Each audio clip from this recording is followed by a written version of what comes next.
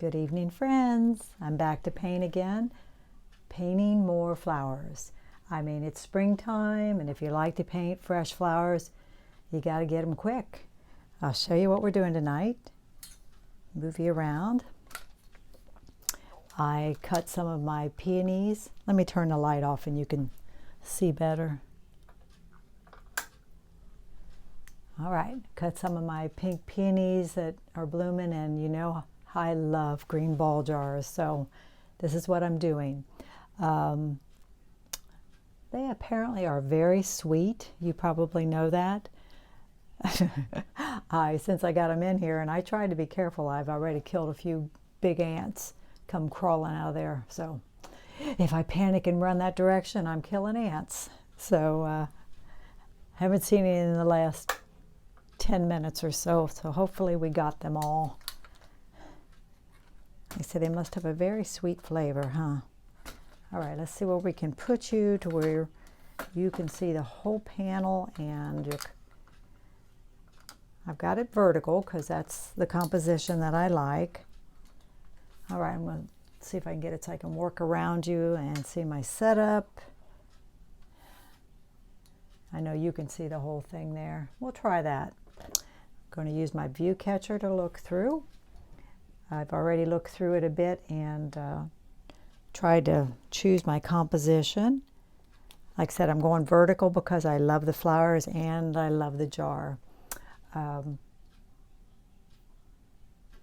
it bright acrylic. I did it with the intention of painting vertical, so instead of, sometimes it's half and half this way, because when I go out to plein air paint, I usually tone them horizontally, because more often than not I paint a horizontal scene, it seems, when I'm outside. So all right, let's see what we can do here. First we'll sketch it in, and then we'll talk about color and stuff. We'll use my usual dark mixture of transparent red oxide and ultramarine blue to sketch with. We'll thin it down a little bit with some solvent-free liquid. All right, we'll look through there and squint one eye.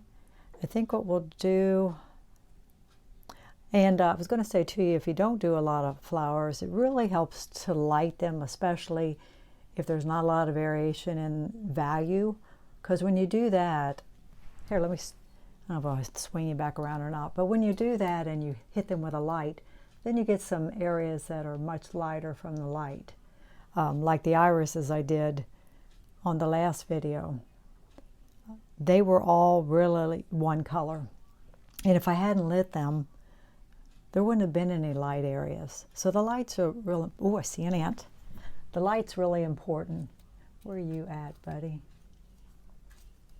Well, I saw one come out and go back in. Hopefully I'll get him. I don't want him to get away from me and live in my studio, right? All right, we'll keep watching for him. He'll come back out. He got away from me. All right, let's look at placement. The jar actually feels about halfway. Okay, we'll see. The edge of it's about there.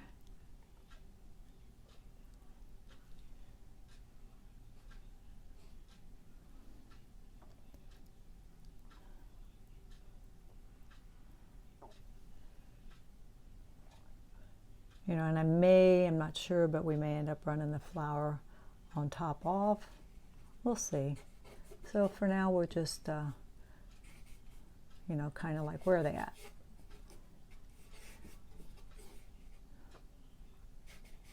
And I did try to get some nice foliage in here too.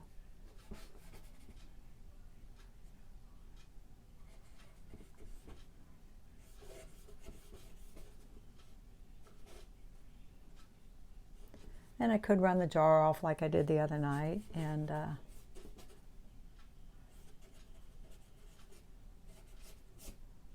sometimes I won't quite run it off, but I probably will be running it off as I'm looking at my proportions here, because I don't want it, teeny tiny, so I'd rather run it off than make this little tiny thing in the center. So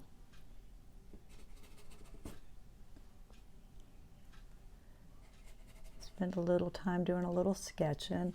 I'll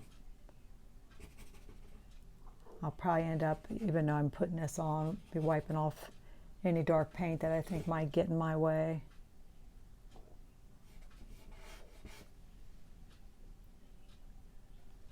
Peonies are not easy. I don't know if you have painted them, but they're not an easy flower. Some people are very good at them.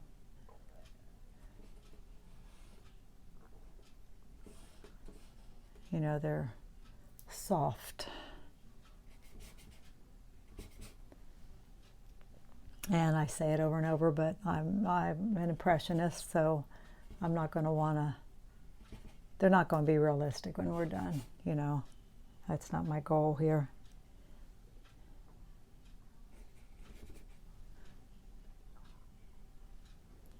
So right now we're just kind of looking at the outside shape of them. Boy, there's all different kinds of peonies too, aren't there? There's some blooming up at the corner of our subdivision up here that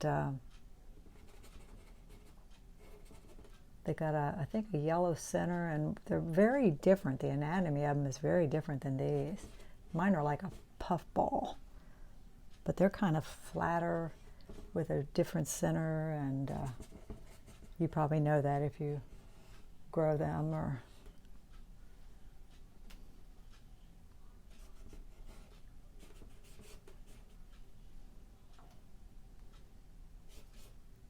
down in the jar I did pull a lot of the leaves off, but I do have leaves stuck in there yet.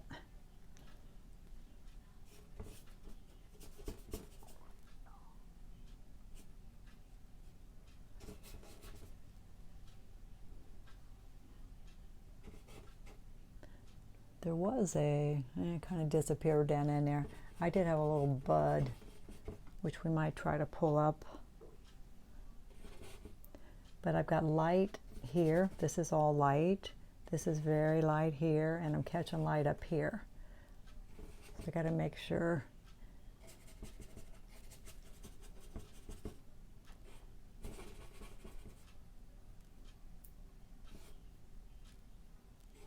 Had a lot of rain lately, so they had gotten kind of flattened out, you know, down to the ground.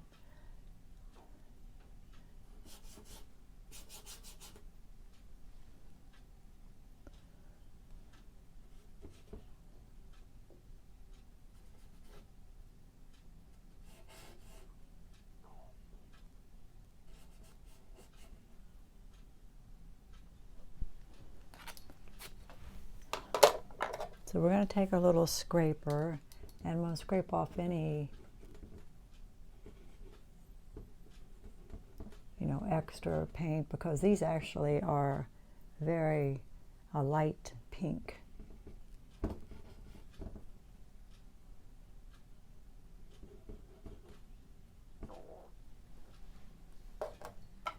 I might want to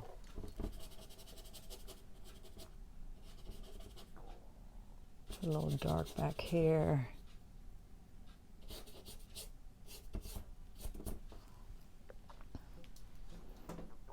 So let's clean our brush. That's the thing with painting, you know, like on here, you've got to talk and paint.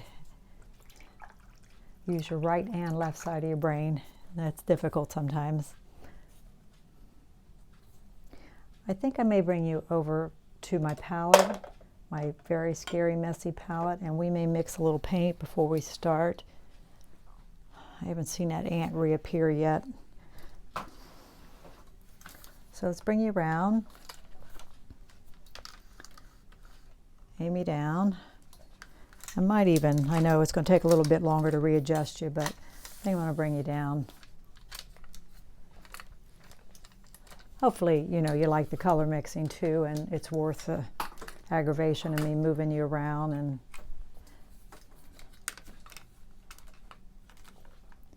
again, I apologize for the mess that this is. First, I'll show you my palette. I tend to use a limited palette, 2 blues, 2 yellows, 2 reds, and a white. That's my basic palette. But I have added some things over the years, but that's a great way to start if you're learning to paint. I also have transparent red oxide, ultramarine, cobalt blue, cad yellow medium, cad lemon, my white, cad red light, and crimson. There is also Indian yellow, which I like to mix with ultramarine for a transparent green. There's some old yellow ochre on here. It just happened to be there. And I did put out some phthalo blue, which I like for the green ball jars. So what we're going to start is thinking about mixing the flowers. Again, the flowers are pink. You have to ask yourself, are they warmer or cooler pink? To my eye, they're cooler. So I think crimson is the red for me, okay? Now, are there some areas that are a bit darker? Of course, the center is a little bit darker. So I'm even going to mix a little ultramarine into some, which will pull it more toward purple. And we are going to lighten it up because they're pretty light, you know. So I've cooled that off with the blue.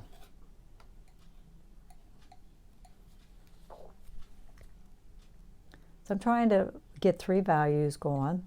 You see me do that frequently.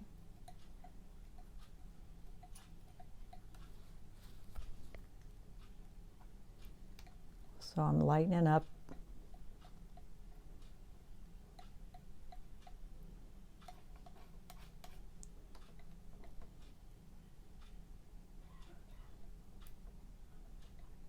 I'm pulling some very light.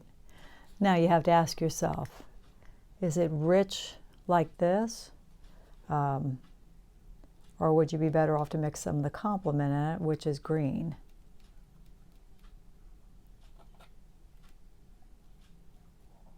You know, that's what will gray this pink down, is green.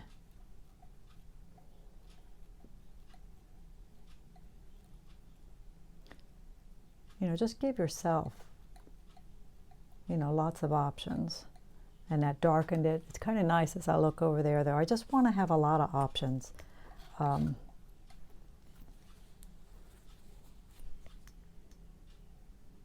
But do a minimum of 3 values.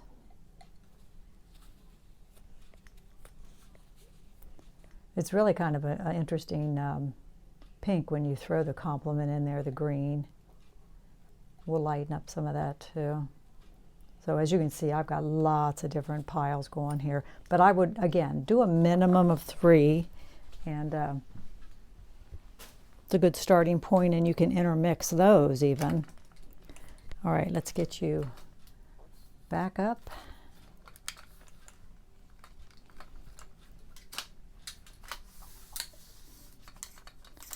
Again, hopefully you like the color mixing too. We don't have to do that. I don't, if you know, let me know. I always, you know, when I watch demos, I like seeing what color they mix too.